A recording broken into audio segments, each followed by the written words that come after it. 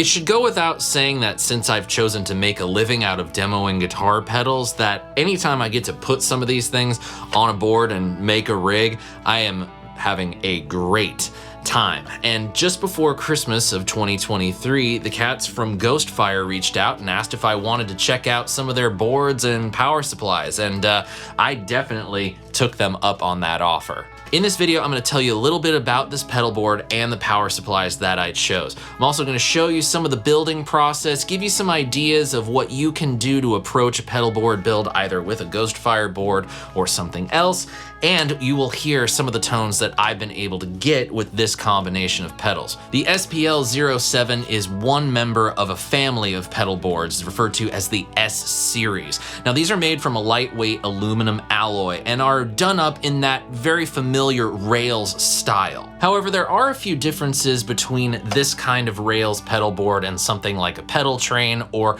a direct pedal train clone. The biggest one being that there's more space between the rails. If you take a look at how I've oriented the pedals, you can see that an entire row of pedals fits onto rails and another row of pedals fits on the other two rails. There are a total of 4 underneath here. On the bottom, the pedal board has 2 kickstand legs that allow you to angle the board up in that typical angled rails pedal board fashion. And for transport, you just put the legs down and put it into the included gray denim gig bag. Now you're probably listening to me say that and thinking, with a loaded pedal board like this, how could you even carry that around with you? Well, thankfully, the S-Series pedal boards, because of that aluminum alloy that it's made of, weigh next to nothing. I didn't actually weigh the board when it came because I didn't really care about how much it weighed. I cared more about how much it felt.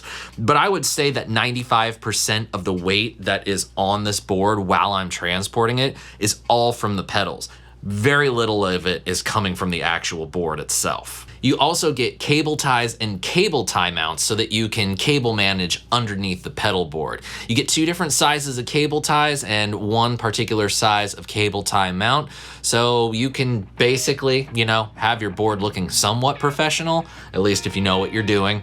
That's not always easy, but hey, if you take the time, it'll look nice. Though I don't know if necessarily anybody would think that this looks like a nice job.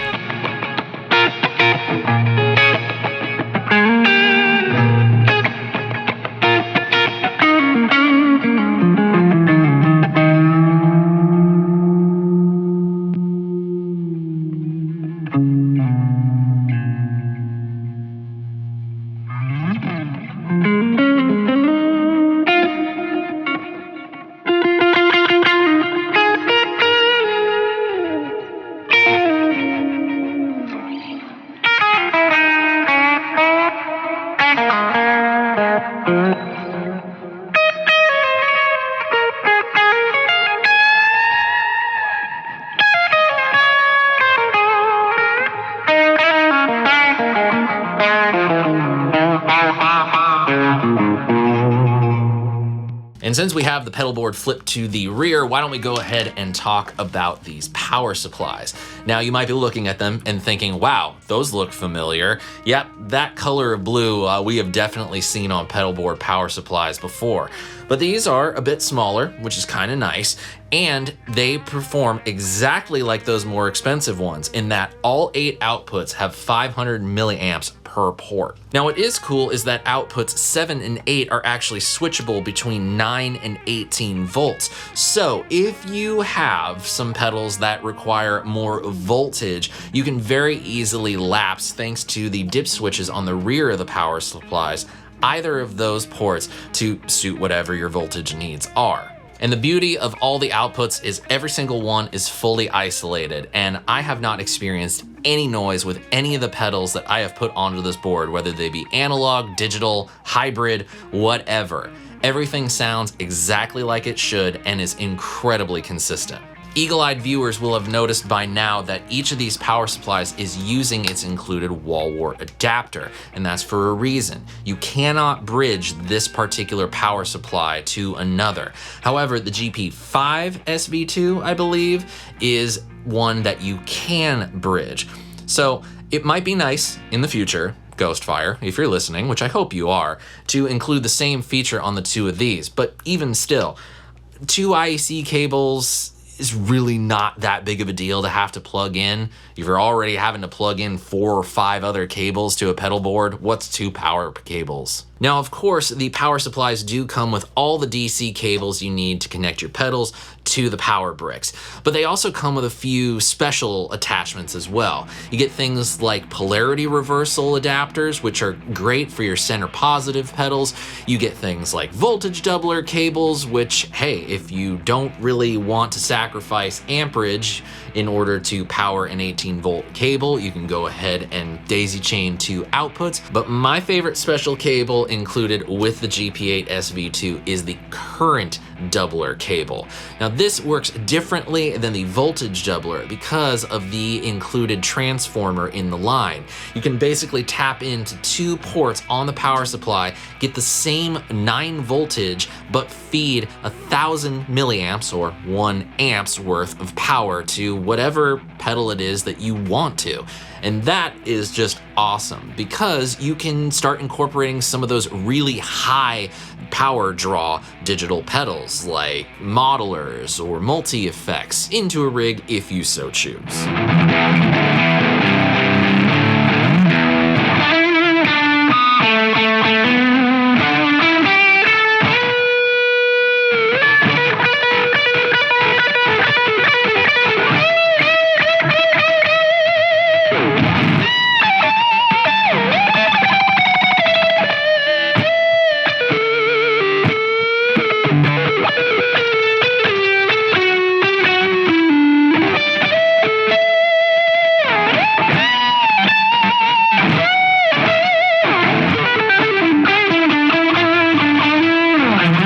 When I set out to build this pedal board, the biggest goal was to have an incredibly versatile board that I could not only use for all the times that I play at church, but if I wanted to use it for guitar demos here on the channel, I could do that.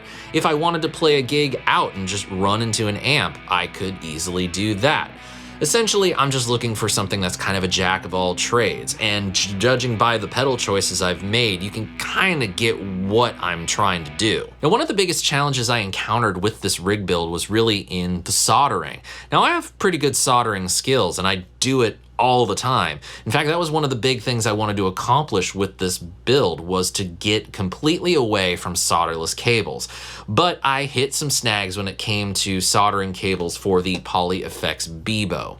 Now, if you haven't seen my video on that, I definitely recommend you check it out because this thing is an absolute beast of a pedal. But in case you did, one of the cool features of the Bebo is the fact that all the inputs and outputs are TRS connectors, effectively meaning you have 4 sets of ins and outs. The goal was to have outputs 1 and 2 on 2 separate mono channels of the G2 and outputs 3 and 4 on the stereo loop 10 of the G2. The idea here was basically to have 2 different mono effects that could be modulations or filter effects, and then the stereo reverb at the end to do the bulk of sort of ambient and atmospheric stuff. Now, one of the biggest challenges with making those cables is that they are a very intensive build. It doesn't seem like it would be, but they kind of are when you're fitting 2 different cable lines into one connector. So I had to use a very specific diameter of cable. I believe the Mogami 2314 is what I was using. And unfortunately, I just didn't have a lot of it. And I tried to do a little workaround where I soldered 2 cut pieces together, wrapped it in heat shrink, but that just did not work out. In the end, I had to make a pretty tough call. So I just decided to keep inputs and outputs 1 and 2 as a mono chorus effect in one loop of G2. 2 of the TRS to dual TS cables functioned perfectly, so that went to loop 10 on G2, running a stereo convolution reverb.